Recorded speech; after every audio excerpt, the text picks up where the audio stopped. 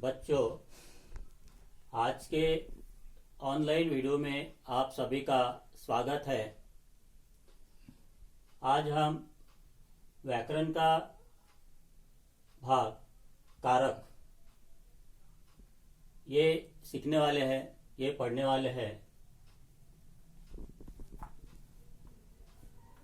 व्याकरण में जैसे संज्ञा, सर्वनाम, ये हमने इसके पहले सीखा है।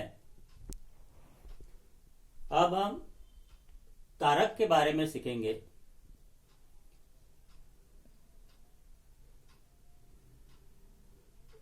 वाक्य में वाक्य का अर्थ स्पष्ट करने के लिए जिन शब्दों का प्रयोग किया जाता है, उन शब्दों को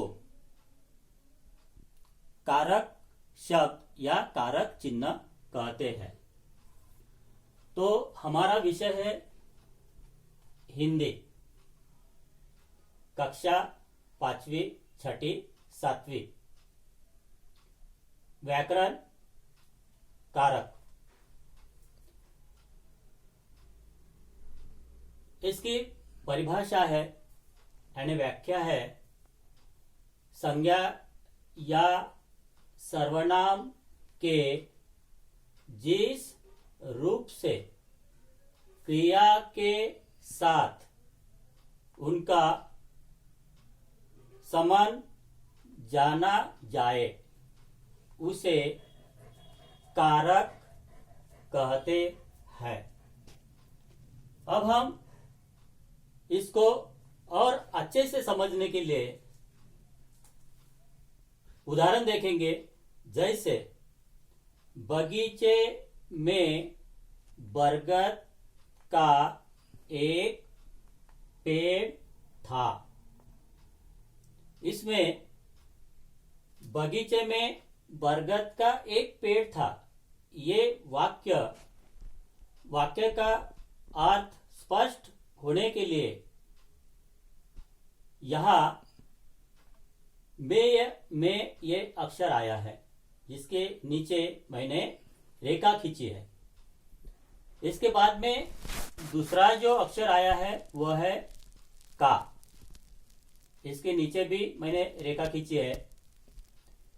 इससे इस वाक्य का यानी ये जो वाक्य है, बगीचे में बरगद का पेड़ था, इसका स्पष्ट अर्थ निकल आया।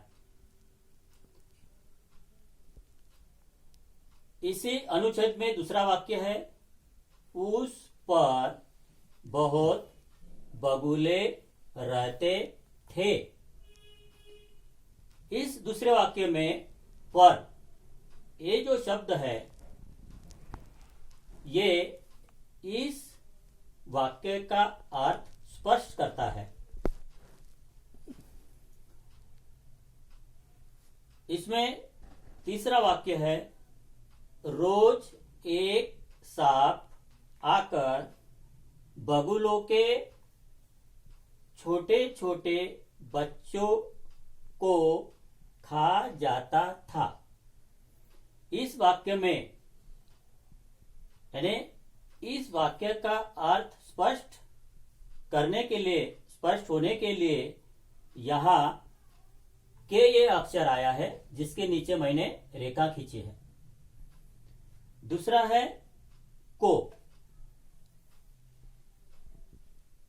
तो इस अनुच्छेद में वाक्यों का अर्थ स्पष्ट निकलने के लिए ये जो शब्द आए हैं, में, का, पर, के, को, तो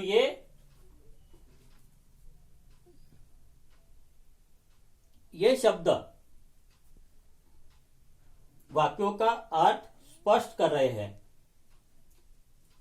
इसलिए इन शब्दों को, इन सभी चिन्हों को या सभी शब्दों को कारक कहते हैं। यानी जैसे में, का, पर, के, को, ने, ये वे शब्द हैं जो वाक्य का अर्थ स्पष्ट कर रहे हैं, तो इन्हें कारक चिन्ह भी कहलाते हैं, कारक चिन्ह भी कहते हैं। हम अब इस पर कुछ वाक्य देखेंगे। यानी आप समझेंगे, आपके समझ में आएगा कि कारक किसे कहते हैं और कारक के चिन्ह कौन से हैं, कौन से अक्षर वाक्य का अर्थ स्पष्ट करते हैं, वाक्य का अर्थ सही निकल आता है। तो मैं आपको कुछ वाक्य दूंगा, यानी गृहपाठ दूंगा जो आपको छुड़ाना है। इसमें मैं एक वाक्य आपको बताना चाहता हूं जिसमें वाक्य का अर्थ स्पष्ट होता है। अध्यापक ने बच्चों को पढ़ाया, अध्यापक ने बच्चों को पढ़ाया। तो इसमें इस वाक्यों का अर्थ सही निकलने के लिए या स्पष्ट होने के लिए ने और को ये अक्षर आए हैं, तो ये कारक चिन्ह है। इस प्रकार मैं आपको और जो गृहपाठ में कारक शब्द देने वाला हूं उसके आपको एक एक वाक्य बनाना है।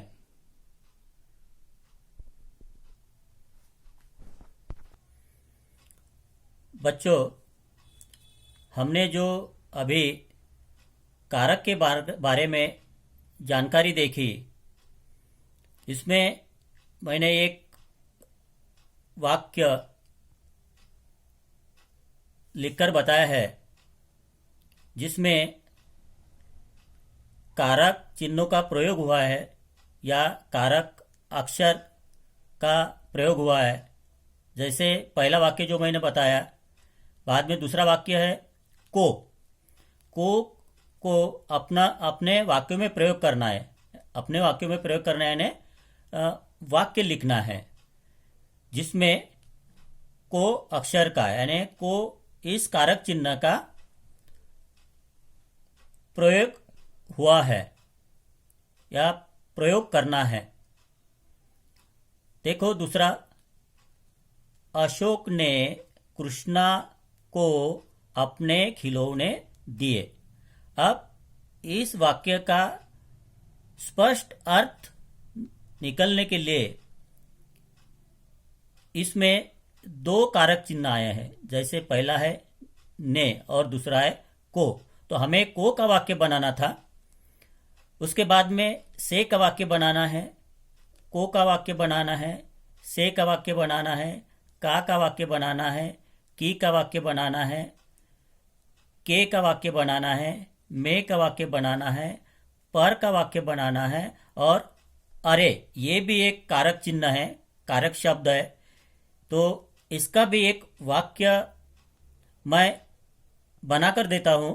देखो, अरे इस कारक चिन्ह का वाक्य, अरे हिमांशु तुम कहाँ हो।